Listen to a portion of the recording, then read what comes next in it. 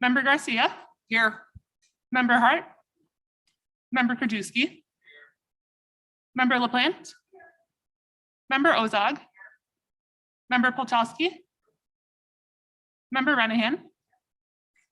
Member Rutledge. Here. Member Schwarzy. Member Selman. Member Tornatori. Here. And Member Zay. Thank you. We have a quorum, and Member DeCiani is running late, but he should be here shortly. So I'd like to, we're going to be having our presentation on our deferred compensation plan annual investment review. So Margaret, you want to come on up?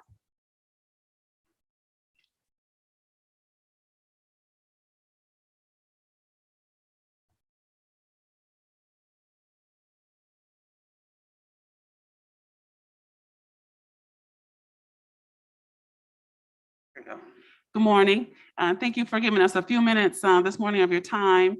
Normally we do this presentation at the end of the year. The agenda got a little full towards the end of the year, so here we are this morning. We have our 457 investment team here today. We have Vince from Misero, and then we'll have our Mission Square team to give you just a snapshot of how our investments have been doing. Mission Square is going to talk about our overall plan, our 457 plan, participation, and some of the educational initiatives we have as planned as we move into 2022. All right, so we'll start with Vince, and you have the packet was 112 pages, the presentation, so we compacted it a little bit, but we sent you both versions in your email, so you have them. All right. Thank you, Margaret. Thank you, Finance Committee. Thank you, Chairman. Pleasure to be here today, so thank you. As Margaret mentioned, my name is Vince Allegra. I am a Senior Managing Director with Misero Financial. I'm also the lead consultant working with the county on your consolidated deferred comp 457 plan. So it is my pleasure to be here today back in front of you to present the 2021 results from an investment perspective. So just a quick reminder before I jump into the plan. The county engaged in a very comprehensive RFP back in 2018 and 2019. The decision was to consolidate all 5 previous vendors into one. The winning bid was ICMA, which is now known as Mission Square. And now what you're about to look at is 2 years, a little bit over 2 years of the consolidated DuPage County 457 program. So all vendors now, all participants are in one county plan administered by Mission Square. So we'll hear more about the participant side when Mission Square gets up. My goal today is to give you an overview of what we call the 3 F's, the funds, the fees, and the fiduciary. If we can go to slide 3, please. Again, as Margaret, actually that's perfect. There's a much larger report with more detail than you could possibly imagine. This is the abbreviated version, but I wanted to give the county, the committee an update. So this is how county participants have chosen to invest their deferred comp money. So again, participants, your employees have the ability to 1, participate or not, 2, decide how much to contribute or not, and then 3, how do I invest my money? By far, so this is 2 years after the consolidation. So participants have had lots of time to decide how best to invest my retirement dollars. You can see by far, the largest holding at almost 55% are the target retirement funds. So literally you pick the year you want to retire, and then it is professionally managed from that date all the way to your retirement date. 20% remains in the stable value / money market. Add those 2 together, it's about 75% of plan assets. I wanted to highlight that because when the consolidation process happened, if you were in a money market stable value, you stayed in that fund. Everybody else went into the target date funds. So 2 years later, we now see that only about 25% of participants actually went in and proactively moved their money. 75% of participants stayed with the transition program and never actually went out and reallocated dollars. So the good news is 55% of them stuck in what is a professionally managed low-cost solution. And what used to be 30% in stable value is now down to 20%. I do want to highlight now the remaining 25% of assets in the new investment options. To the left, the second one down, I do want to call out the largest individual investment in the plan where participants proactively selected this on their own is the S&P 500 index fund at just under $10 million. It is also the lowest cost investment, not just in the plan, but available in the entire investable universe. That fund has an expense ratio of 0.015, the lowest cost mutual fund in existence. Actually, the top 3 holdings that participants selected as an investment were all low cost index funds. And that is important because part of the decision to consolidate and go through the RFP, and then ultimately why we ended up with Mission Square, was to make available to your employees institutionally priced low-cost investment options. And now we see the data, participants that went and made decisions, those are the investments they put their money in. I would actually like to, next page, please, next slide. A new option, it's about 2/3 of the way down, is called self-directed brokerage. There's about $2.3 million that have found their way into this new option. This is a new feature that was created after the consolidation. So county employees that want to manage their own retirement account or hire an outside advisor for some help, want to buy individual securities, they have the ability to do that through the self-directed brokerage account. This is a feature that was not available under the previous 5 vendors. A new feature that we were able to turn on through the consolidation, and 2 years later, about $2.3 million in assets have found that new feature. The next slide, which I'm going to let Mission Square talk more about assets, but after 2 years, the plan assets transferred over around $70 million. We are now knocking on the door of $90 million. So great asset growth. I'll talk about performance in a second. Next slide, please. This is the investment lineup. It is a consolidated lineup. On the top, we have the US equities. On the bottom, we have our international. We have a combination of active and passive. We have low cost index options available in every major asset class. I will point out the funds listed in red. Those are funds that are on our watch list. They means they did not meet our monitoring criteria for the quarter. We do have 2. Our top right is our large cap growth, our prime cap Odyssey growth. And then to the bottom right, Janus Henderson Triton. These funds have been on watch for, one was for 8, the other one's for 4 quarters. We are seeing improvement. I'll touch on that today, but we are getting also close to potentially making our first fund changes in the 2 years that the plan has been consolidated. On the next slide, the fixed income and target dates. No funds on watch. Actually, I don't like brushing over good news, but most of the lineup is in phenomenal shape. I'm going to focus on the 2 funds that are not quite meeting expectations. But for the most part, I'm proud to report the investment lineup, participants, the deferred comp plan as a whole is doing extremely well from a funds fees fiduciary perspective. If I can jump forward here to slide 11, please, consolidated lineup here. This is a lot of the data. This is what Mesro does for you on a quarterly basis. We analyze every investment in the plan versus its peers versus its benchmark. And then the number in parentheses is a peer group ranking. So this is the due diligence we do on behalf of the county on a quarterly basis. And if something does not meet expectations, we make a change. So we are getting close. On the first one in red, prime cap Odyssey growth. It has underperformed for the last 3 years. It is tied to a difficult fourth quarter of 2018 when we did not own the fund. But the issue here is year to date 2022 with some volatility. This is the number 6. This is the 6th percentile best performing fund of this year. So we are seeing a substantial recovery in this fund. So we were going to give this fund a little bit more time, but this fund is actually what we call on heightened supervision and maybe the first replacement we have done yet from an investment perspective in this new consolidated plan. The next slide is the other fund on watch, Janus Henderson Triton. We saw good improvement in the fourth quarter of 2021. And year to date, this is actually in the top 20th percentile in 2022. If the quarter were to end today, this fund would actually fall off watch. So this is very marginal, and we actually expect this fund to pass within the next quarter or two. So from an investment perspective, all the funds are doing extremely well. We have one fund that could be potentially replaced this calendar year if the improvement we have seen so far in 2022 does not continue. I would like to summarize with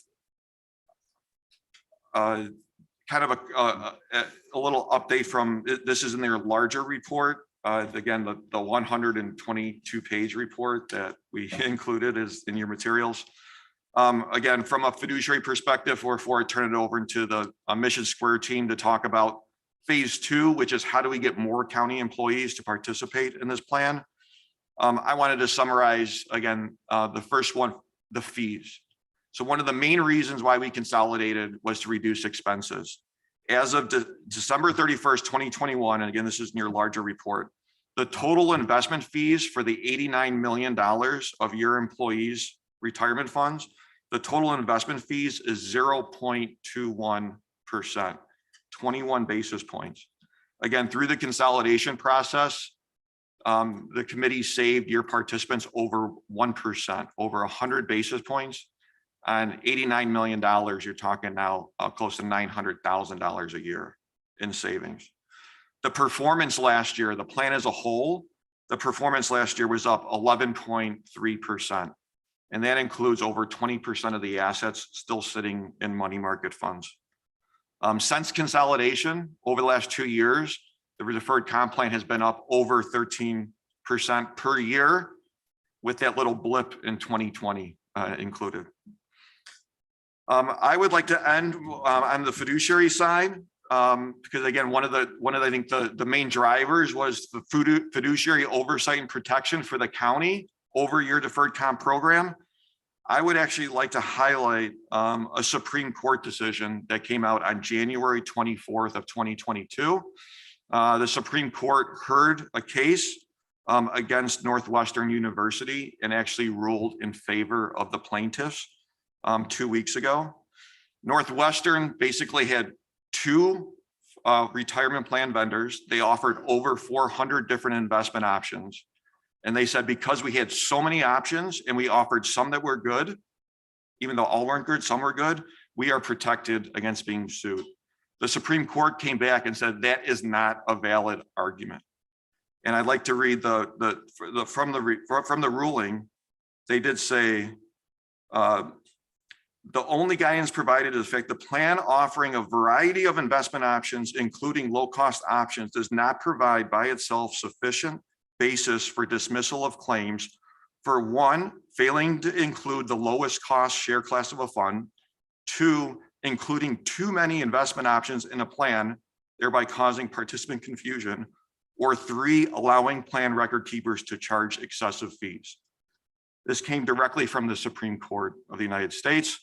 So I would like to congratulate the county on doing what the Supreme Court basically told Northwestern University, doing this 2.5 years ago.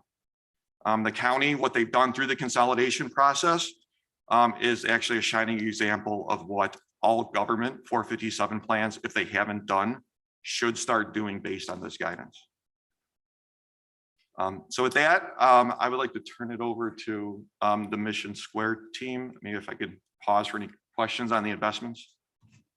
Member Krzyzewski, then Member Renahan. Yeah, thank you. Just 2 things. One, I'd like to have staff, I don't need it now. Can they just give us a brief outline of the outreach they've done to the people that were in that stable fund? A lot of people don't understand it. And as you said, there's a number of them that still haven't moved their money. It's still sitting in stable. It's a substantial amount, especially after the performance of last year. They missed out, but maybe they're close to retirement. I just want to know what outreach they have done.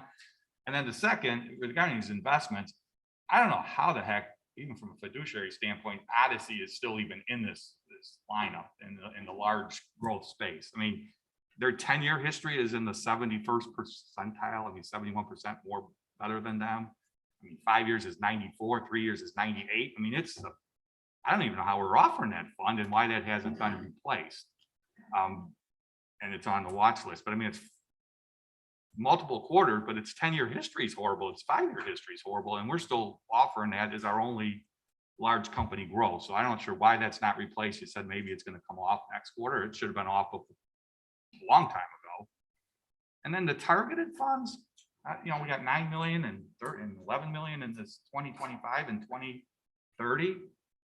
I mean, yeah, they're not on your watch list, but they're in the bottom 50% quartile. I mean, if I'm reading this right, the 2025 one is 10-year history is 63% of the funds are better.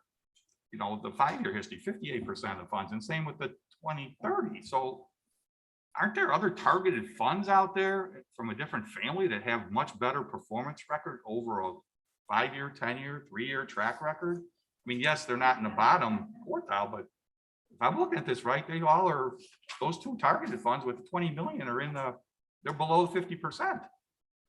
I just don't understand why you seem to say we have some good lineup of funds. There's a couple other okay, but how Odyssey is still in there, I don't know.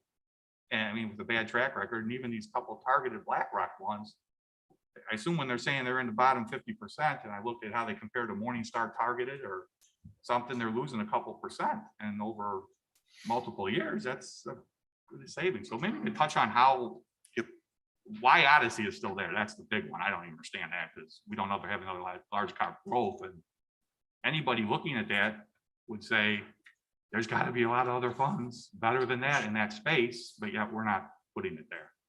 Absolutely. And then actually the monitoring notes are in the packet towards the back. So you can see them on slide 20 of the consolidated, slide 19.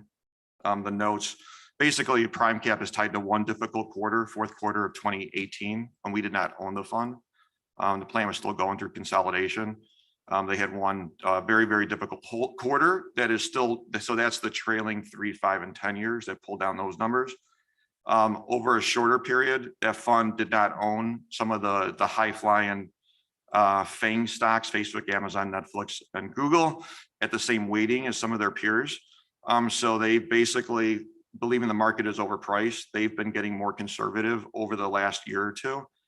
That has not worked in their favor, obviously, but with the sell-off and the volatility we've seen this year, they went from the bottom all the way back to the top. So it's a manager that basically took a little bit of a contrarian approach, a more conservative approach, was not rewarded for it as the market continued to go straight up after COVID. But now that we've seen volatility, we're seeing that manager go right back to the top of the pack. So this has been, I'd say of all investments, this is the one we are most disappointed in and currently watching. We are very close to potentially making a change, but now that we've seen some improvement, we are going to give them a little bit more time. Some improvement, what, in the last month? In 1 month, they gained over 600 basis points ahead of their benchmark and peer group. That's how quickly these peer group rankings can change. Yes. Yeah, but that's why you look at 3-year, 5-year, 10-year. Correct. And again, those 3 and 5 year numbers, yeah, they're horrible. And those 3 and 5 year numbers, if you remove one quarter, which was the fourth quarter of 2018, those numbers go from the bottom all the way to the top. So again, this is a manager that we are talking to on a monthly basis. And all I can tell you is this is the large cap growth space. You cannot own enough Apple, Facebook, Amazon, Netflix, and Google. And the question is, that's what's worked for the last decade. Is that going to work for the following decade? So always looking backward is easy. The difficult part with looking at these managers is how repeatable is that moving into the future. The bottom line with this manager, they do have a great team, great long-term track record. They've been getting more conservative because they believe those names are massively overpriced. And unfortunately, they've continued to rally. And then the target funds just touch, I know they're not on your watch list, but they're the top 2 here, 25 and 30 that are 12, 16, 17 million are in the bottom quartile pretty much ever since 10-year history. I mean, below 50%. And I would just loop in, if you could look at the top of that page, look at the $12.7 million in the retirement fund, which is the top decile across every period. I understand that. This comes to the way the target date series is built. BlackRock manages to age 65. There are peers in this group that manage to age 96. So at retirement, BlackRock will only have 40% in equities. Some of its peers will have 70 to 80%. So basically that 2025, 2030 fund, that is a function of the market going straight up and BlackRock not having in those vintages as much equity exposure as its peers. The reason why we chose BlackRock, again, it coincides with the retirement dates and behavior of county employees, retiring closer to 65 than later dates. And also, if you can go all the way to the right, the last column says net expense ratio. The fees of the BlackRock funds are 0.09, some of the lowest fees in the entire universe. So are we educating our employees regarding that as far as the target dates? Because these target dates are a little different than some of the other target dates as far as the equity mix and the bond mix. So therefore, somebody who may want to be in something a little more aggressive on the 20, with bonds, equities, may not want to be in 2030, may want to be in 2035, even though 2030 is there. Are we educating them on that, or are we just throwing them a packet and letting them do whatever they want to do?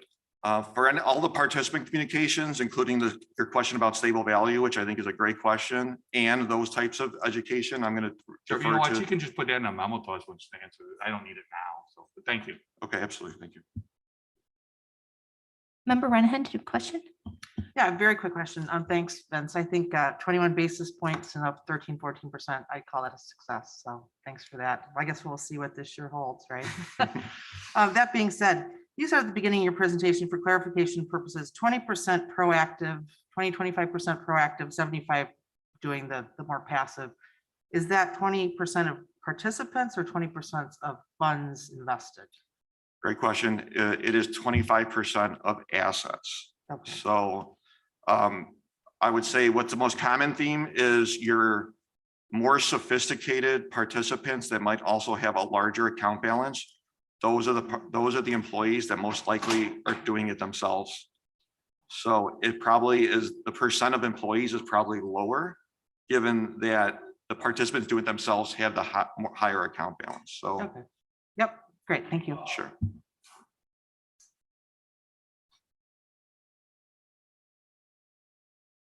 Thank you very Any much other for your time. questions? Okay, thank you very much. And I'll turn it over to the Mission Square team to talk about the communication being done with your employees. Thank you.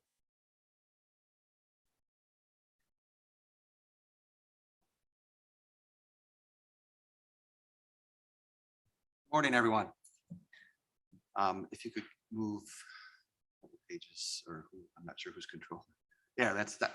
So a lot of you may know us as ICMARC. As Vince started off, we rebranded and renamed ourselves to Mission Square in 2021. And a lot of people want to know why we did that. Well, we've been around for 50 years and we want to be around for another 50 years. And our mission, we've always been a mission-oriented organization, and we serve those who serve others. And in addition to the public sector, we've expanded and are growing our business to the healthcare, education, and not-for-profit sectors as well, to continue to serve those who serve others. So we just wanted to point out one of the rationale for our new name, our new branding. Communications went out to all the employees about this change. No pushback from any of them. So that's want to be here for another 50 years, serving those who do serve others. Next page, please. One more. So DuPage County, the service team, we really look at you as two constituencies, the plan sponsor and the participants. My name's Ray Fortin. I'm the relationship manager. I'm responsible for the overall relationship with the DuPage County plan and service with regards to the plan sponsor. With me today is Mark Garapolo, the regional manager, who I think some of you may know has been around a long time. And then Kim Brownlee, who is the point person, the face-to-face individual who works with your employees on a day-to-day basis. Next page, please. I'm going to spend 5 minutes from my section going through some plan analytics, some demographic information that I think will help you. And then Kim's going to spend a little more time on how she interacts with all your employees and connects with them. Next page, please. Get one more. So, as Vince mentioned, the consolidation took place in 2019. If you look at the assets at 2019, a little over $71 million. at the end, December 31st of 2021, little over $88 million were in the plan. That's a 23% increase in that 2-year time frame. The average participant balance, so all those people that are participating and have money in the plan, was just shy of $60,000 in 2019. In 2021, that's $69,000. That's a 16% increase. Now, we're not saying the average participant balance of $69,000 is enough for any individual to retire on. It certainly is not. But what we are saying, this is a way to gauge the growth of the plan and the health of the plan. So as the plan assets continue to grow, you want to see the average participant balance grow as well. Outstanding loan balance, individuals that are taking loans out of the plan with a little over 349,000 in 2019, it's down to 261,000 in 2021. Loans are kind of a necessary evil retirement plans. We don't like to, if we didn't have to offer them, we wouldn't, but you need to give access to your employee base for certain things. But again, this is a long-term saving vehicle for retirement. So we prefer people not take advantage of the loan provision and continue to save money in the plan. Next page, please. Looking at the participant status. Now, these figures go back to 2016 as we were part of a co-provider situation with DuPage County. And so that's why the numbers 2016 through 2018 are so low. So the consolidation took place in 2019. The green represents individuals that are actively contributing. The yellow represents individuals that are separated from service, either terminated or retired. In 2019, there were 508 individuals actively contributing. In 2021, there's 669 individuals that are actively contributing. That's just shy of a 32% increase in participation in the plan. The graphic below that, you can see that those same figures are broken out by different age groups. The majority of the people in the middle there. Next page, please. Asset allocation. So here's another way to look at the asset allocation by age. I assume no surprise to anybody in the room. This is a maturing retirement plan, a maturing workforce. The individuals that make up the ages of 50 and above represent 83% of the assets in the plan. 50 to 59 is that orange slice, a little over $30 million, 367 individuals. In that khaki slice, 60 to 69, 289 individuals, a little over $27 million. And then those over the age of 69, there's 133 individuals still in the plan with a little over $14 million. Next page, please. This may answer one of the questions that came up for Vince on where the money is allocated. So here's a participant asset allocation broken down again by age group. The light blue represents the asset allocation funds or the target date funds. So you can see the majority of your individuals, as Vince indicated, are utilizing those target date funds. You want to be diversified. That's where we want people to be. So 50 to 59 age group, 313 individuals are in the asset allocation funds, 60 to 69, 218 individuals. The darker blue slice is the stable value fund that he mentioned as well.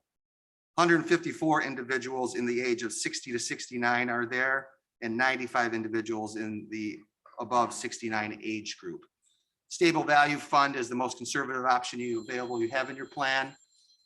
It has a guaranteed rate of return, guaranteed rate of interest, and so you would expect the assets in that particular fund to increase as the workforce ages because they become more conservative as they get older. Next page. Contributions and distributions, money coming in, money going out. The top graph is the cash flow or the money coming in the plan over 2018 through 2021. The bottom is the money going out. In 2019, there was $1.6 million in money going into the 457 plan. Compare that to 2021, just shy of $4 million was contributed. You can see the money going out for various reasons, retirements, rollovers, installment payments, etc. If you go to the next page, please. So contributions and distributions, this is a cash flow looking at 2018 to 2019. You had a negative cash flow in 2019. More money went out than came in. You can see that trend shifted in 2019. We've got more coming in than going out, and that's the trend we'd like to continue to see. Next page, please. Mission Square's service usage. So you see this graph. This illustrates the amount of activity that your participants are using with regards to our technology. The top line, that blue line, is our account access or the website. You're averaging about 1,200 to 1,400 hits per month, individuals going out and utilizing our website. The line below that is the mobile site, our mobile app, a little over 700 per month of activity, people utilizing our mobile site. And then the two lines below that, that's the 1-800 line. Pretty static, pretty finite there. A lot of people don't like to pick up the phone anymore. It's a technological world. So they're either going online and using our website or using the mobile app. Next page. Participant engagements. These next two slides are really our national statistics we offer, and Kim's going to get in detail about what she's doing for you here at DuPage County. But these statistics correlate with what we see in activity with DuPage in the CFP consultations and RPS. So retirement plan specialist and CFP, certified financial planners, services we offer to the individuals within DuPage County. And we've seen an increase across the board, both virtually and in person, for these types of services, not only from an industry perspective, our book of business across the United States, but here in DuPage County as well. Next page. Our participant engagement program, we have electronic emails we send each month to the participants, and you can see from an industry perspective, the benchmark versus the Mission Square, the open rate, the click rates, people utilizing the messages that we're sending, and those are very positive as well. Next page, and with that, I'm going to hand it over to Kim, who's going to outline what she's been doing for your employees on an ongoing basis. Thank you. Good morning, everyone. Hopefully you can hear me through this mask. We don't like these masks, but thank you so much. And once again, my name is Kim Brownlee, and I am your main point of contact. So you talk to me about saving for retirement, and I'm here to help. So first, I want to focus on the education and events calendar. And well, before that, I want to say that it's been a pleasure working with the Human Resources Department, Payroll Department on all of this. So it's just not my efforts, it's all of our efforts to try to get people engaged to enroll in the plan and save for retirement. So looking at the education and events calendar, I met with participants 3 times a month virtually, starting in January through December. So these virtual appointments were via webinar, if participants wanted to, via Teams, via Zoom, or just by phone. If people said, hey, we just want to meet by phone. But right now in this COVID-19 environment, I was allowed to just do virtual meetings. So that's how I've been enticing participants. And on a national level, our certified financial planning managers have been giving webinars each month, 2 to 3 webinars that talk about more information such as topics such as estate planning, long-term care, retirement income planning. So their webinars are a bit more, not topic driven toward saving for in the 457 plan, but more towards your total retirement well-being. Next slide. And once again, this just goes through every month for 3 days a month. I'm out there talking to participants through webinars, through Teams, et cetera, talking about saving for retirement. And next slide. Turning to your plan education and outreach, I had 518 consultations. So that's speaking to participants about increasing their contributions, enrolling in the plan. What's the difference between the Roth and the 457? So I had 518 consultations. There were 12 webinars that I gave each month that talked about saving for retirement. There were 33 certified financial planning webinars. This amounted to 88 enrollments, over $500,000 in roll-ins. So participants didn't know, hey, I have a retirement plan out there, a 401k plan. You mean to tell me I can roll it over? So a lot of participants did not know that. So this resulted in over $500,000 in roll-ins and also a 2% increase in participant contributions. Next slide.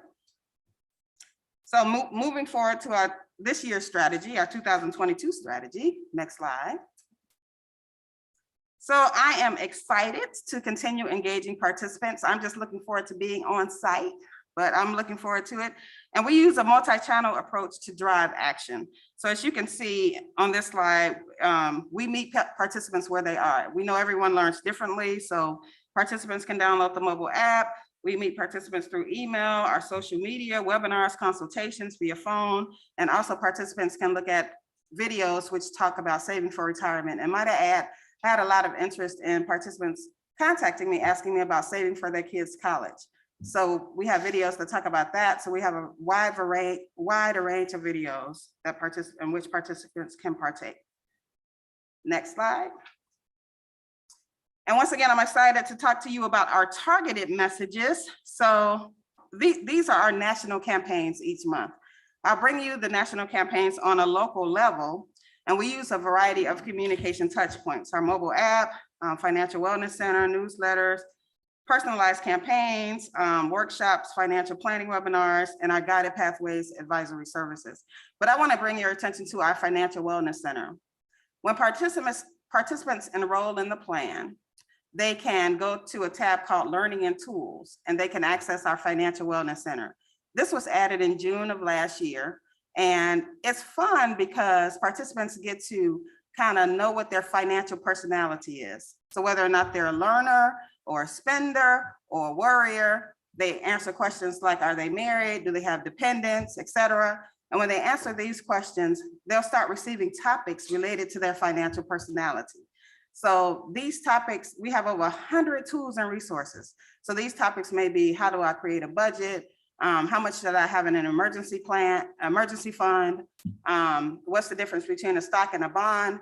So I tell participants that they can have hours of fun on our website. If they don't know about, if they wanted more information, and they go, oh, wow, this is a great tool. So I've received great feedback regarding our financial wellness center. Next slide. And then we have dynamic personalized messages, and these are fun. So these go straight to you as the participant. So we have the happy enrollversary email that says, thank you for being a participant for 1 year. And at that point, you receive an email and you can click on the email and actually schedule an appointment for an account review, because now it's time for a checkup. Maybe you need to increase your contributions. Maybe you need to rebalance your funds. And then there's the birthday email message. We send you a happy birthday message. Now, some people tell me, Kim, nobody's told me happy birthday, but I'm glad I got that message from you. And I say, great, log in, sign up, increase your contributions. Let's review your account. Then there's the age 50 catch-up email that says, hey, it's a reminder. There are benefits to being over age 50. So when you are 50, you get to contribute more to the plan. This year, the max is $27,000. So instead of contributing $20,500, you can contribute more. And then you will get a required minimum distribution email when you turn age 72. So by the time you turn age 72, it is required that you take a required minimum distribution by April 1st, following the year you turn age 72. So we want to keep participants aware of that and also make them aware of any tax law changes in this email. Next slide. So this quarter, I kind of wanted to just highlight the education and events calendar this quarter, because it is my hope that I'll be on site soon. So once again, I'll be holding webinars throughout each month. In February, you see the 15th, 16th, and 17th.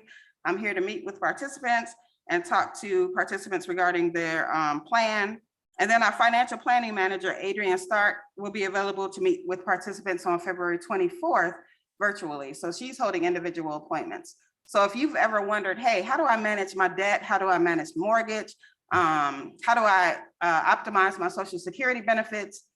We urge people to schedule an appointment with Adrienne on the 24th. And then in March, there are additional webinars. A lot of people ask me about Roth IRAs, what's the difference? So I'm focusing on that. And then there are also additional CFP webinars. And I know through this COVID-19 environment, as I talk to participants, many participants, are nervous about the market or are retiring and are telling me, hey, I want a bucket of money in a stable value fund. It's been an interesting year talking to people. People have been going through hard times. So a lot of folks, I'm talking to participants about diversification, now it's a buying time, the market is low. But participants are also saying, hey, Kim, I'm concerned, I'm going through a tough time. So there are many of your employees who are, looking at, hey, I want to have money in a stable value fund at this point. But it's been a pleasure working with you guys. I look forward to working this year to try to get more people enrolled and involved in the plan. Thank you. Great. Thank you all so much. Do we have any questions? Member Rosa, go ahead.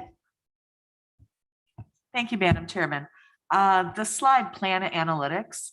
I'm interested in knowing, do you have a sense of what percentage of participants are using their account for loans? Just a ballpark. It's a very small percentage. As you saw, the overall outstanding loan balance for the plan has gone down since 2019. And I would say it's well below 10% of the population has a loan outstanding. And so this is 261,000 is a current total amount of loans. So, Against the entire population of people utilizing. our so we're looking at loans that may be $5,000-$10,000, Exactly, something along yes. that. Okay, thank you. Thank you. Any other questions? Okay, seeing none. Thank you all so much. Thanks, Vince, Chris, Kim, and Mark. We really appreciate you coming out today and spending your time and giving us a great Thank you. update and report. Thank you so much. Thank you. Okay, and with that, we move on to public comment. And I do have one public comment in person. Lynn McAdder from Roselle Park District. Come on up. Welcome. Good morning. Thanks for having me. I'm only going to take a couple minutes of your time. I know that you guys have a lot on your agenda and another meeting following, but I'm Lynn McAteer. I'm the director at the Roselle Park District. I'm here not only to represent the Roselle Park District, but all the park districts in DuPage County. And I'm here to thank you guys for the $1 million in ARPA money that has been proposed for the districts to use for possible projects. We're very excited about it.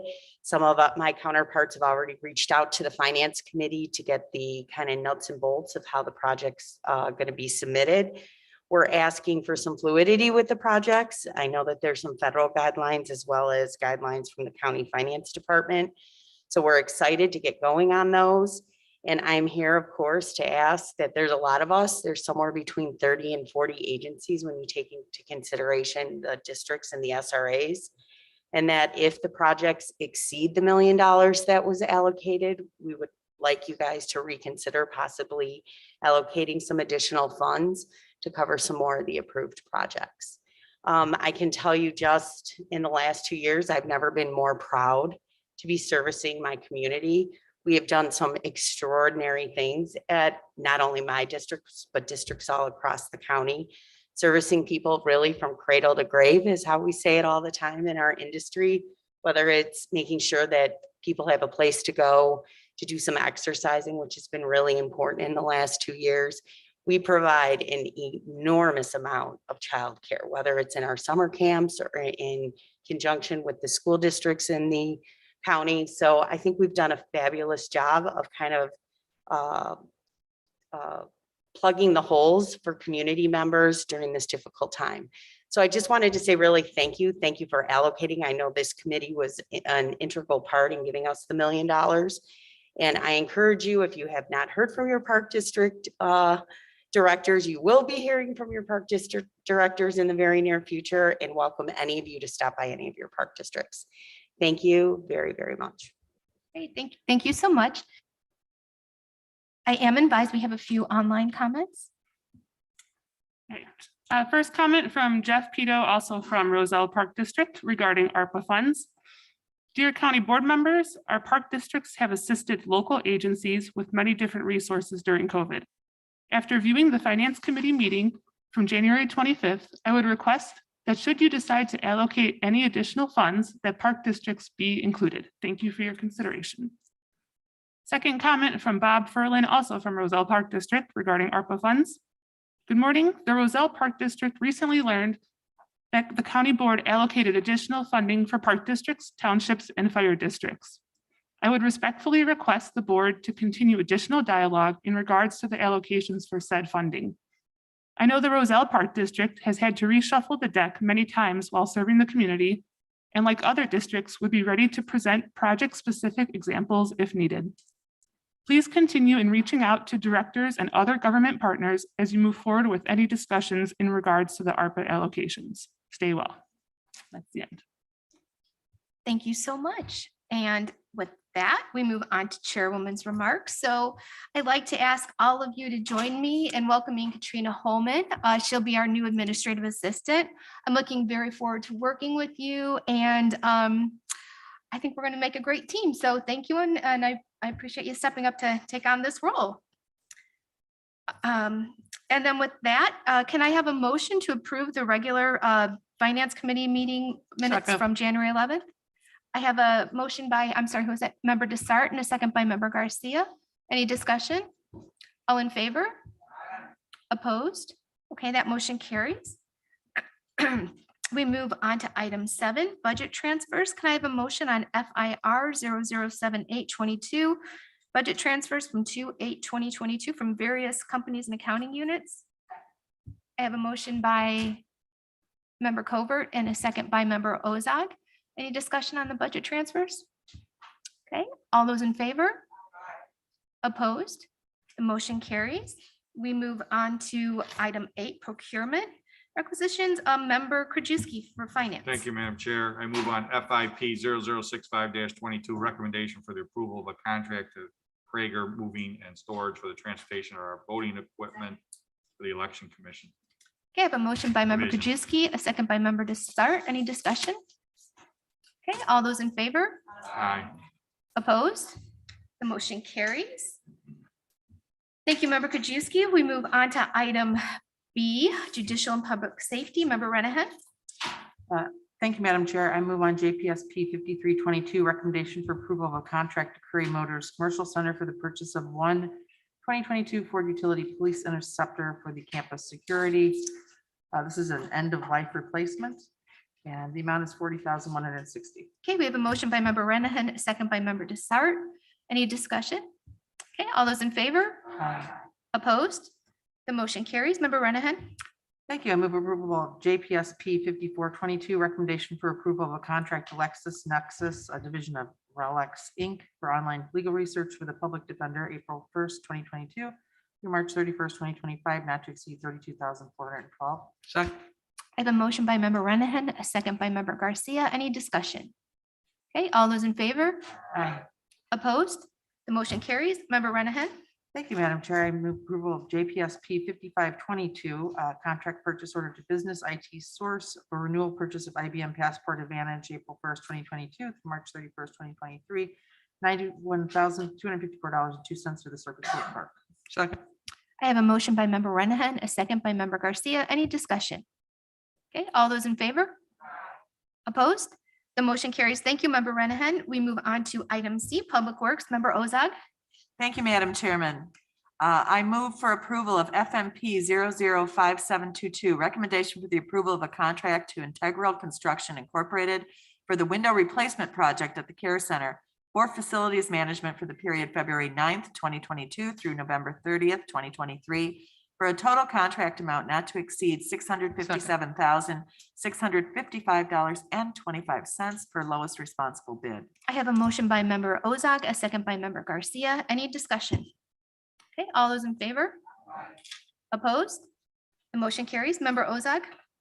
Thank you. I move for approval of PWP 005622, agreement between the County of DuPage, Illinois, and Deutschler, a division of Fairgram, for professional engineering services for design, bidding, and construction management at the Woodridge Green Valley Wastewater Treatment Facility, Phase 1, for Public Works Department for the period February 8th, 2022 through November 30th, 2025, for a total contract amount not to exceed $2,252,000. Professional services vetted through a qualification-based selection process in compliance with the Illinois Local Government Professional Services Selection Act. I have a motion by Member Ozog, a second by Member Desart. Any discussion? Okay, all those in favor? Aye. Opposed? The motion carries. Member Ozog. Thank you. I move for approval of PWP 005822, recommendation for the approval of a contract to Weatherproofing Technologies Incorporated for inspection, preventative maintenance, and minor repairs as needed for various public works facilities for the period February 8th, 2022 through February 28th, 2024, Second. for a total contract amount not to exceed $40,864.43. Contract pursuant to Intergovernmental Cooperation Act, Omnia Partners. Okay, I have a motion by member Ozog, a second by member Garcia. Any discussion? Okay, all those in favor? Aye. Opposed? The motion carries. Thank you, member Ozog. We move on to Thank item you. D, technology, member Selman. Thank you, Madam Chair. I move on TEP 59-22, a recommendation for the approval of a contract to AT&T for services to support analog business circuits. This is from May 1st, 2022 through April 30th, 2025. Per low bids, $46,800. I have a motion by member Selman, a second by member Garcia. Any discussion? Okay, all those in favor? Aye. Opposed? The motion carries. Member Selman. Thank you. I move on TEP 60-22, a recommendation for the approval of a contract to AT&T for telecommunications services. This contract is from March 23rd, 22 through March 22nd, 2027 for a total of $450,278.40. I have a motion by member Selman, a second by member LaPlante. Members, you have a question? Yeah, I have a question. I don't understand why we have this, why we're awarding a redundancy on the internet. Why wouldn't we ask AT&T to put a second circuit in? So then we wouldn't have to spend an additional $132,000 for redundancy.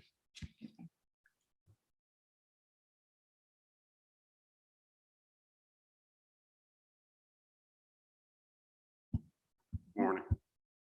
So it's something we can absolutely look into. I think that it always makes sense to have two services competing against each other to get lower prices and sometimes better service. But we can all absolutely have that conversation with AT&T. It just seems like a lot, $132,000 to have redundancy that we might not be using or using on a very limited basis. We are using it for other services as well. So even though it's redundant, we use it in support of other departments and other services. Okay, well, I'm just concerned because we've had issues with Comcast being bid and getting something, and then we get all these service charges on top of service charges that weren't part of the original bid, and then we're dealing with them years down the road. So that's why I would think.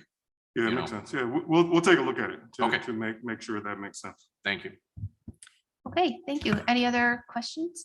Okay, seeing none, all in favor? Any opposed? The motion carries. Member Selman. Thank you. I move on TEP 61-22, a recommendation for the approval of a contract to Comcast Cable for internet services. This is from April 1st, 2022 through March 31st, 2027 for a contract total of $132,000 per low bid. I have a motion by member Selman, a second by member Garcia. Any discussion? Okay, all those in favor? Aye. Opposed? The motion carries. Member Selman. Thank you. I move on TEP 62-22, a recommendation for the approval of a contract to Esri to provide maintenance and technical support for our GIS system. This is from March 9th, 2022 through March 8th, 2023 for a total of $115,138, and this is sole source.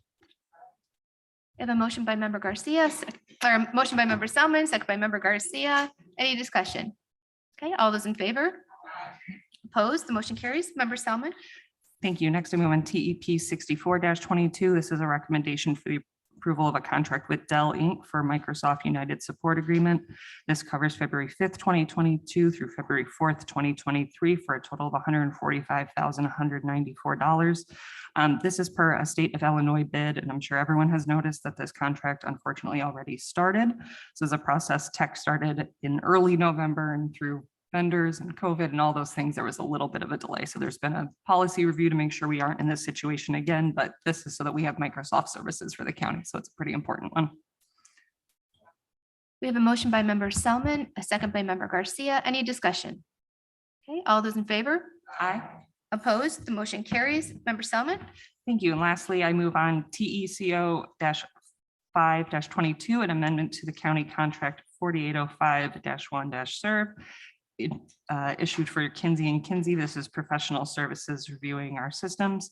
It's an increase in the contract amount of $5,250 for a total of $27,125. This is for our security review. I have a motion by member Selman, a second by member Chavez.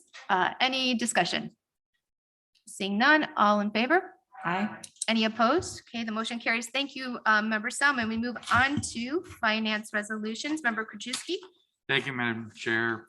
I move on FIR 72 resolution acceptance and appropriation of additional funding and extension of time for the Victims of Crime Act. I have a motion by Member Krajewski, a second by Member Tornatore. Any discussion? Okay, seeing none, all in favor? Aye. Opposed? The motion carries. Member Krajewski. Thank you, Madam Chair. I move on FIR 74 resolution acceptance of the Illinois Emergency Management Agency Emergency Management Performance Grant fiscal year 21. I have a motion by Member Krajewski, a second by Member Chavez. Any discussion? All those in favor? Opposed? The motion carries. Member Krajewski.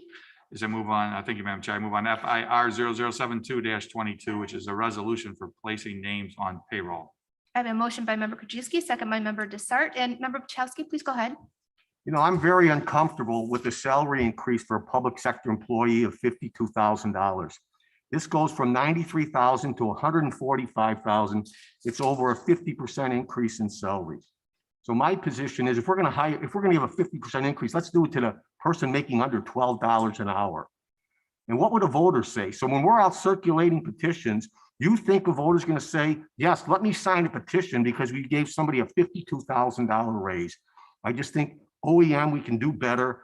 The person who was at OEM who left was there 4 years making $125. And again, where was OEM when we had June demonstrations? Where are they when the sheriff was out at those places stopping rioters? So I'm voting against this because I just think it's not the right thing to do. Thank you, Member Pachowski. Member Zay.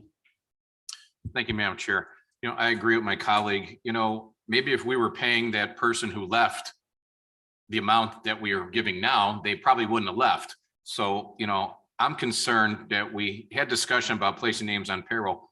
If this is the first thing we're going to see that our staff's going to do, that we're going to do this, that we're giving people raises and not giving certain people raises, maybe we need to put placing names back on payroll to keep an eye on what's going on. I agree with them. This is way too much.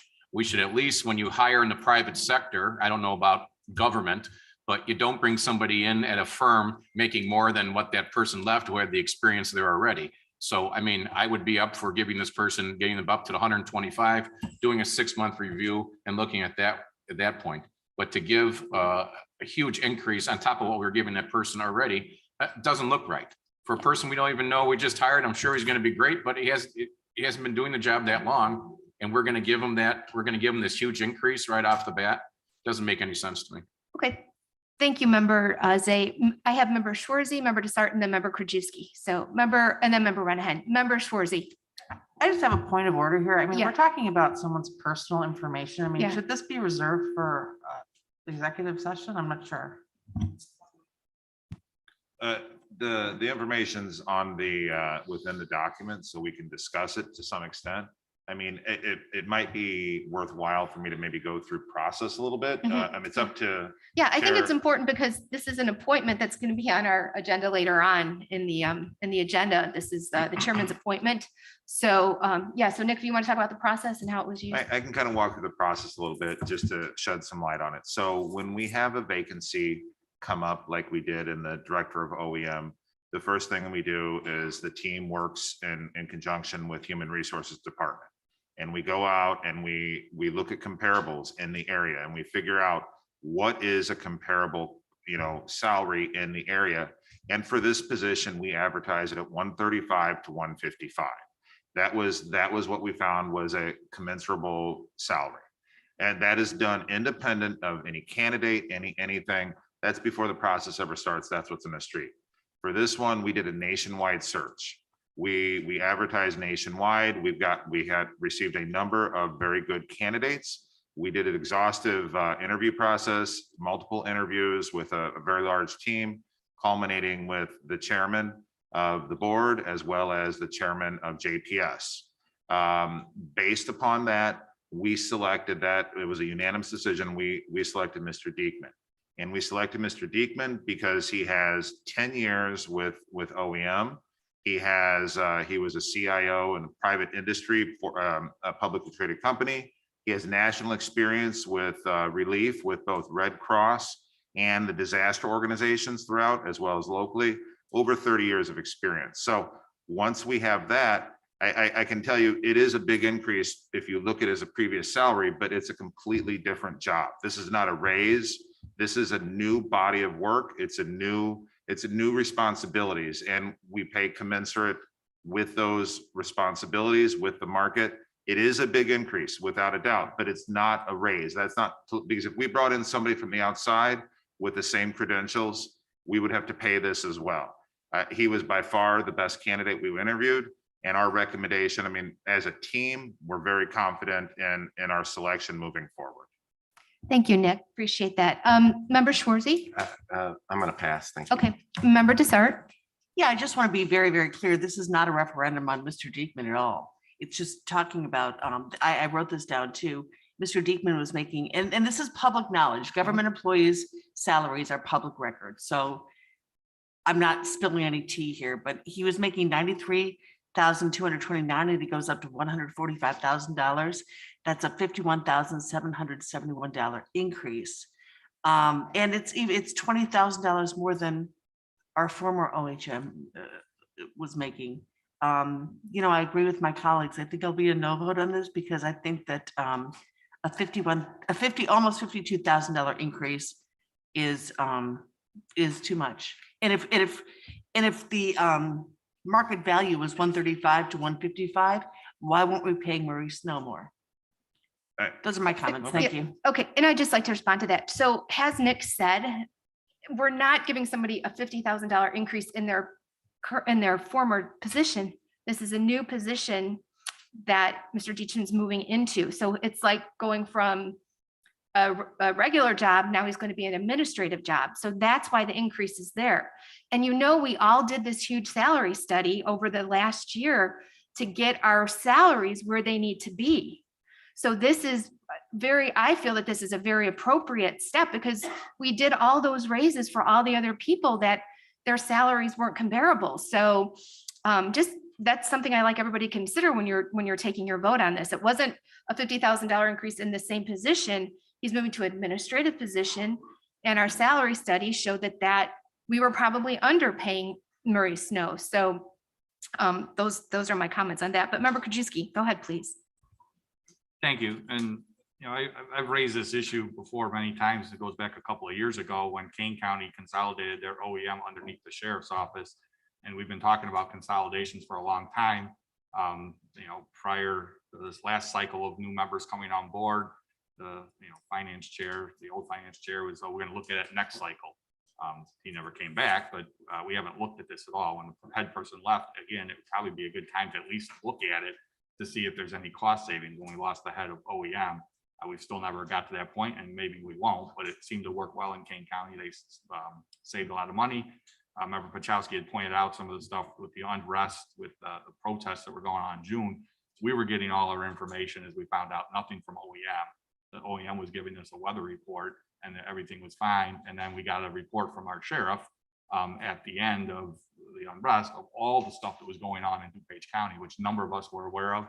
Some members were thought that those things didn't take place until they got the sheriff's thing. But the sheriff was giving us detailed information of what was going on, what the unrest was, everything that's going on in towns. Again, I think there's cost savings in looking at some point in merging OEM underneath the sheriff. The sheriff has the relationships with all of the chiefs of all the towns. I just think that having it under like Kane County did would save us some money, but we haven't even got to that point. But at some point, I'm going to vote no on this, just not so much because of the person in that position, as much as we need to take a look at that, in my opinion, before we keep moving forward. I mean, if the decision is keep it separate, we at least do a study and it shows that. But at some point, I think we need to look at it. Thank you, Member Krajewski. And I think it's important to keep in mind that the Homeland Security and the sheriff do two completely different jobs. Homeland Security not only deals with crime, but they deal with weather emergencies, they deal with so much more than just crime. So I think that's important to keep in mind when we're talking about this position. It's not really a law enforcement position. It's a emergency management position. So hence why I was suggesting we look at Kane County, because Kane County did it, and see what has worked, what has not, and maybe come to the same conclusion. But if other counties are going that direction, that's thank you. to look at it. So thank you very much, Member Krzyzewski. I have Member Renahan, and Member Chavez, and Member Zay. Go ahead, Member Renahan.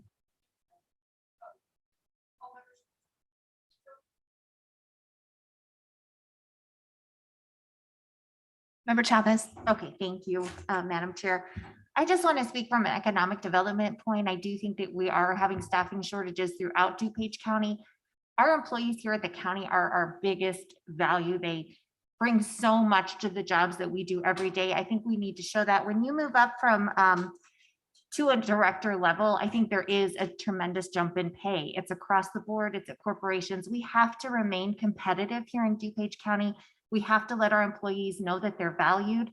I think it's a tremendous benefit that we looked nationwide and we ended up being able to promote locally.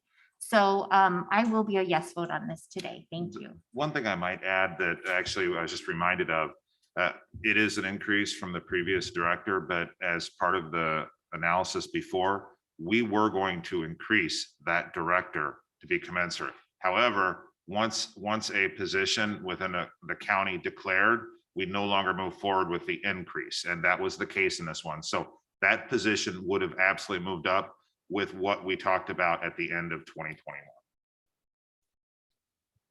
Thank you. Member Zay, then Member Covert. Thank you, Madam Chair. Nick, you referenced twice the team. What's the team here? The team that was on the interview panel was myself, Joan.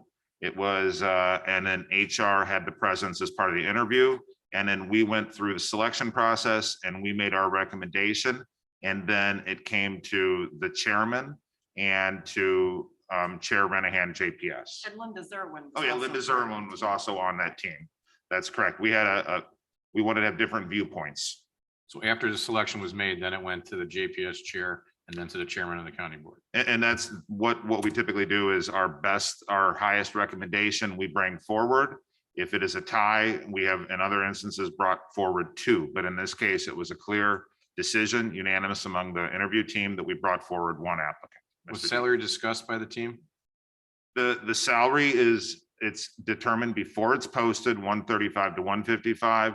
Once it is selected, once the applicant is selected, then we work in hand with HR to figure out, based upon the experience, based upon the resume, what the final offer is.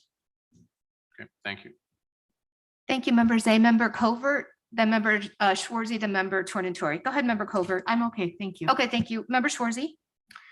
Thank you. I'm listening to all the discussion on this and I'm a little torn. I do agree that we are trying to hire competitive rates, and that's certainly important. Then I look at the other side of the coin, and we do have some staff around here, employees around here who don't make a ton of money. I know there's still an open contract with the AFSCME in the jail, the mental health, and the nurses in the jail still don't have their contract. So I guess, do we trust staff on their recommendation, knowing that we can afford it, knowing that it's the right salary for the job? I think that's what we just have to decide on. So that's all. Thank you. Thank you, Member Schwarzy. Member Tornatori.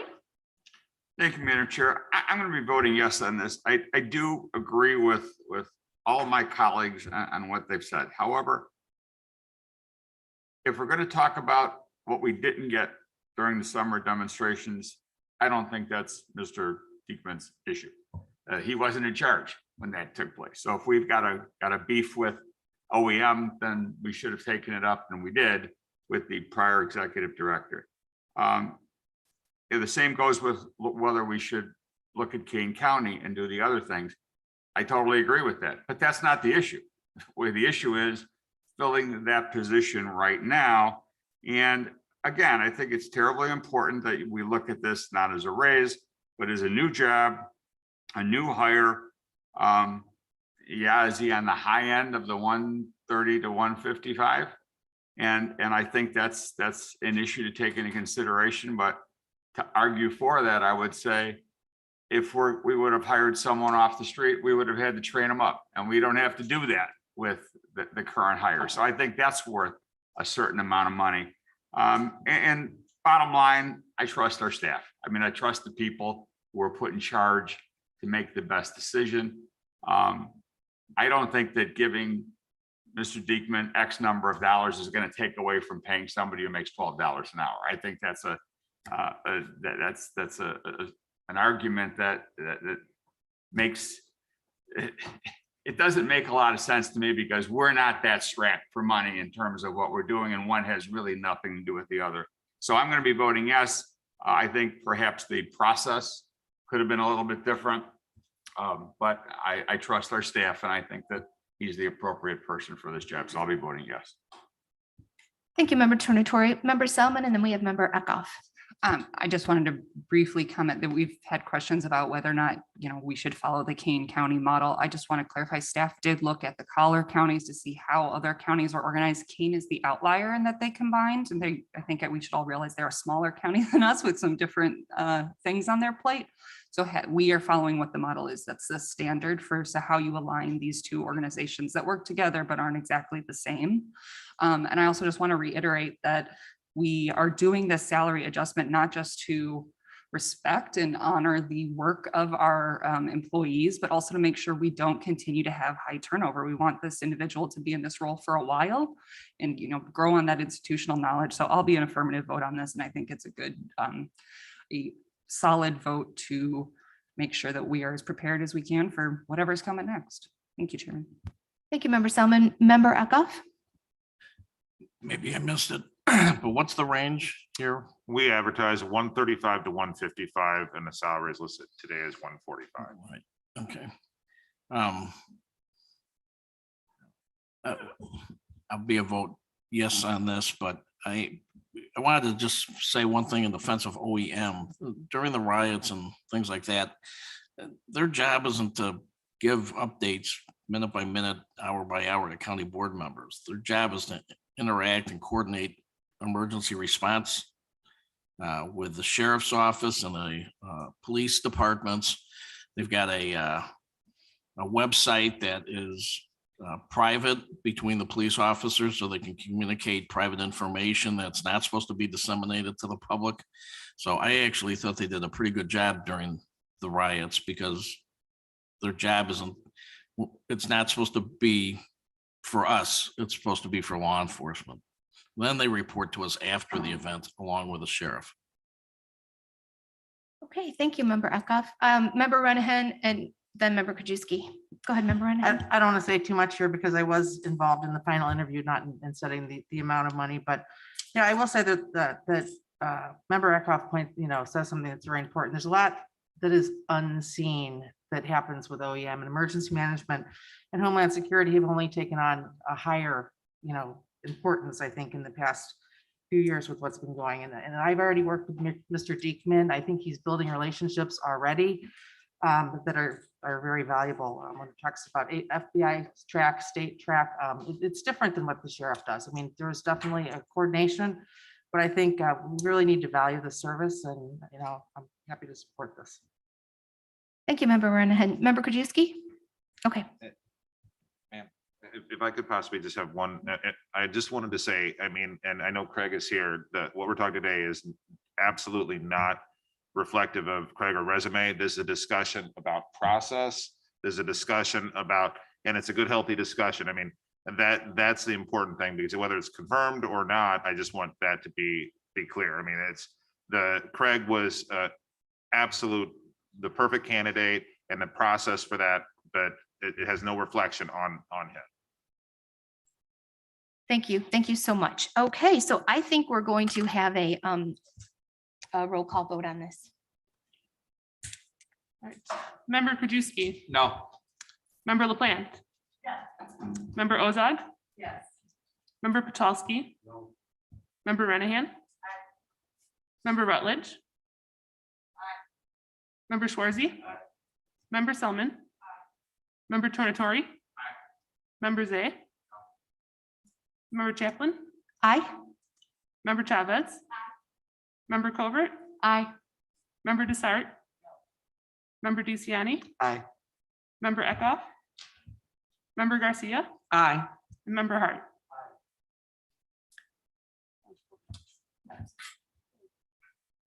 4 no's. The motion carries. Thank you very much. And then we move on to Member Krajewski, please continue. Thank you, Madam Chair. I move on FIR 0081-22, resolution for approval of a grant agreement between the County of DuPage and the People Made Visible, Inc. for the Healthy West Chicago Initiative, an amount of 15 grand ARPA item. A motion by Member Krajewski, a second by Member Zay. Member Garcia, go ahead, please. Yeah, I just had a quick comment on this.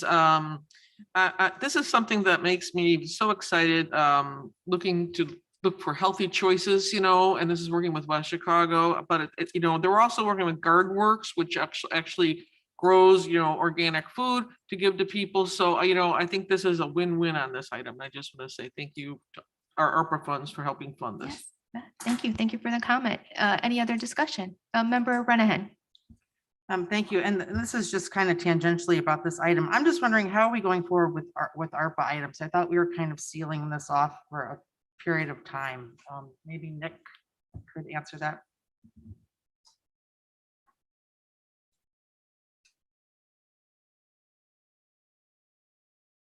We had sealed it off, but if you remember at the last meeting, I think Member Zay stood up and there was a consensus among the board for staff to move this forward. And based upon that consensus, that direction from this body, we have it on today's meeting. Member Schwarzy.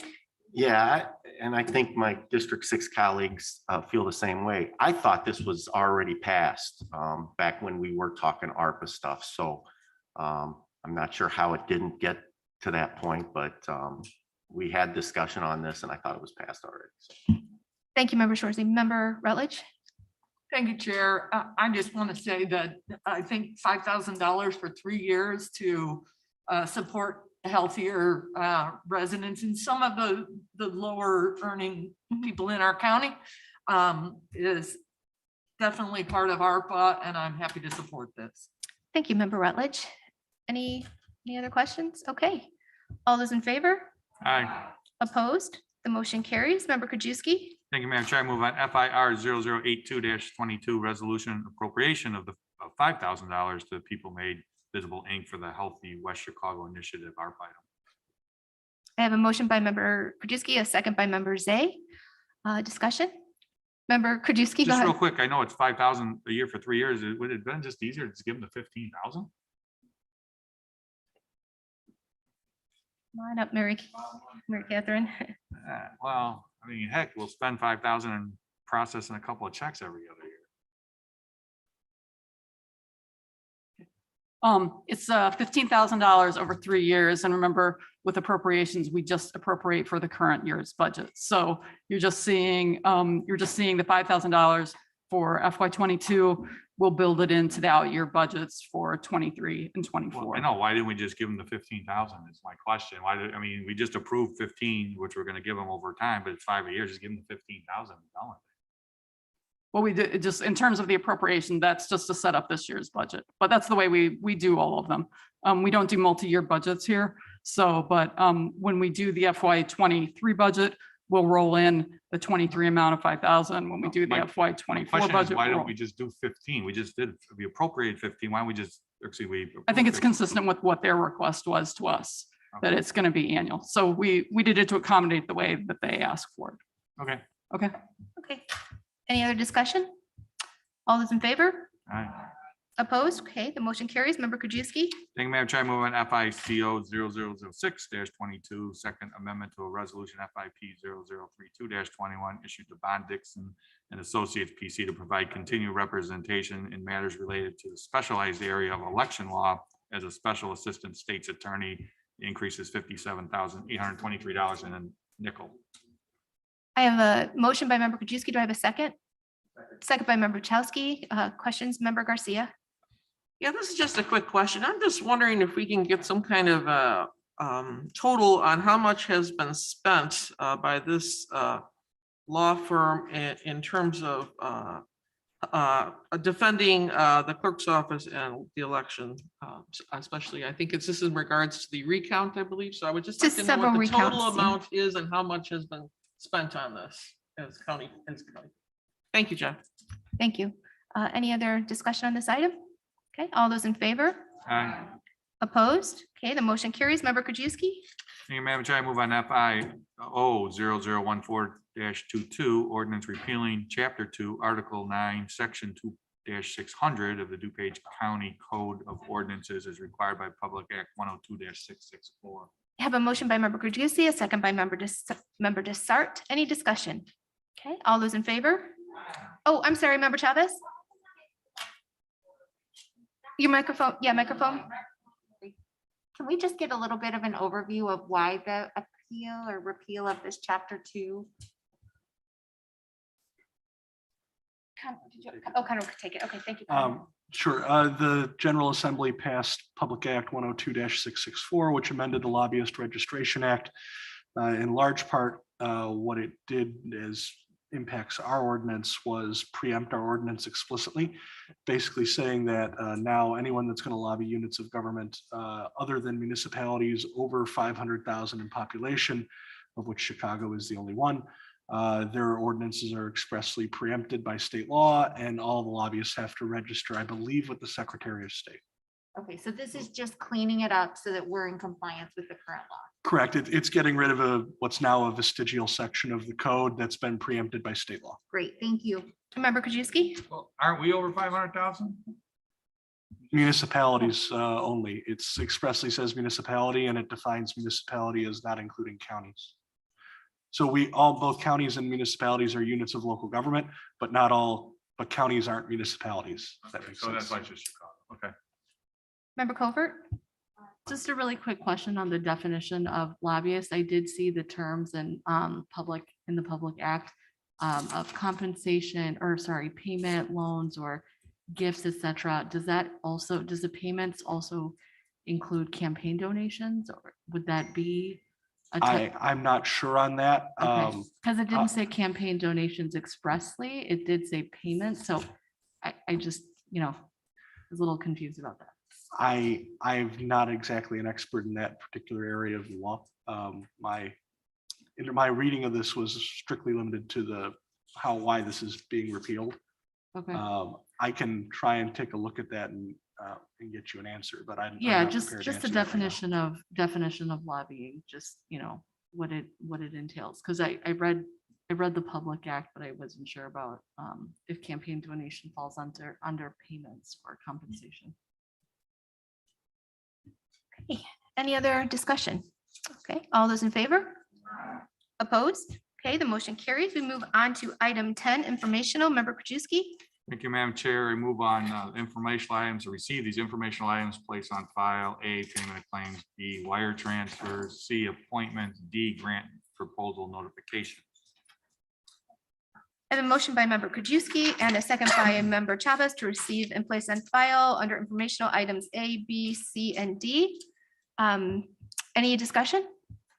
All those in favor? Any opposed? Okay, the motion carries. Do we have any old business? Member Garcia? Yeah, this is actually to Nick. I just wanted to know, I know we have those webinars coming up with the portal in terms of what's coming up with the park districts. We did have in the audience today, and the fair districts and the townships. And I'm just wanting to know when we're going to get those links, because I've still got people asking me because they want to make sure they don't miss it. Actually, it's a number of members have asked me that question the last couple of days. And I think I will send out to everybody. I know Mary Catherine has come up with the same schedule that she presented at the last meeting when we talked about the portals is still in effect. As far as the actual links, when will those go out to all the individuals for the webinars? Tomorrow? So tomorrow the links will go out. I would urge any members, if you have obviously between township, park districts, and fire districts, if there is anybody in those groups that you would like to make sure we're included, please forward that to myself, Jeff, or Mary Catherine's attention, and we'll make sure they're in the notification for the links. All right, thank you, Nick. Okay, any other member Tornatori, then member Schwarzy? Thank you, Madam Chair. I don't know if this is the first time, but it's certainly been a long time since we've all been in the room together with no one on Zoom, which is good to know. And I think we're probably doing this because it's Member Schwarzy's birthday today. Yeah. So happy birthday to Greg. I hope you brought cupcakes or something with this. So happy birthday. Thank you. Thank you, member Tornatori. And the birthday member here today. Yeah, I'm gonna just change what I was gonna say to a very much. Thank you very much. I appreciate it. Thank you. Also, does that, Jim, are you the oldest member in District 6 now, or how does that work? I'm actually the youngest still, Greg. So, and it's getting it's my getting mistake. farther with your birthday today. Great, great. Okay, thank you. That will be in a mailer, Greg, too, just so you know. Do we have any new business? Member Krajewski. Just real quick under animal services, the lobbyist for the pet mill or puppy mill industry hired a bunch of people last fall, and they're introduced a bill 4643, which I think on the Sarton legislature will take up, but it's going to try to repeal the puppy mill ban. It's going to be in front of a public hearing tomorrow, Consumer Protection Committee. They're going to have the public hearing. Seth Lewis from DuPage County is on that. I've had numerous conversations. He's steadfast no because of his district in DuPage. So that there's been a lot of witness slips filed on that behalf. And then House Bill 4641, which has actually been drafted by our own state's attorney, Bob Berlin, which is an animal cruelty and forfeiture. Kind of came out of the West Chicago fire with a number of the animals that were, I guess when they found out after the fact that were, I guess, not treated very well, cruelty to them, in addition to some other cases that have come down the pipe. So I hope legislative will get behind, Bob Berlin's bill, that's 4641. And it gives, basically, it'll give the state's attorney's office or animal control the ability to petition courts to get forfeiture of animals after arrests are made, et cetera. There's a number of things there, so hopefully legislative will get behind it. And then Alyssa Roboleski from the state's attorney's office will be receiving an award from the Animal Legal Defense Foundation for her outstanding work that she did with regards to prosecuting of some of these animal cruelty cases over this last year. So I want to congratulate her and the state's attorney's office for the work that they've done. Thank you. That's good to know. Thank you, Member Krajewski. Member Desart. Thank you. Yeah, I just wanted to say thank you to Member Krajewski who called me and filled me in on the first bill. Regarding the second bill, House Bill 4641, somebody from the state's attorney's office will be at our legislative committee meeting today to talk about the animal forfeiture legislation brought on by that West Chicago fire. So if you're interested in a deep dive into that, we'll have somebody from the state's attorney's office with us during today's legislative meeting. Thank you. Great. Thank you. Thank you for the information. Any other items under new business? Okay, seeing none. Can I have a motion to adjourn? Motion by Member Story, second by Member Rutledge. All those in favor? Any opposed? Okay.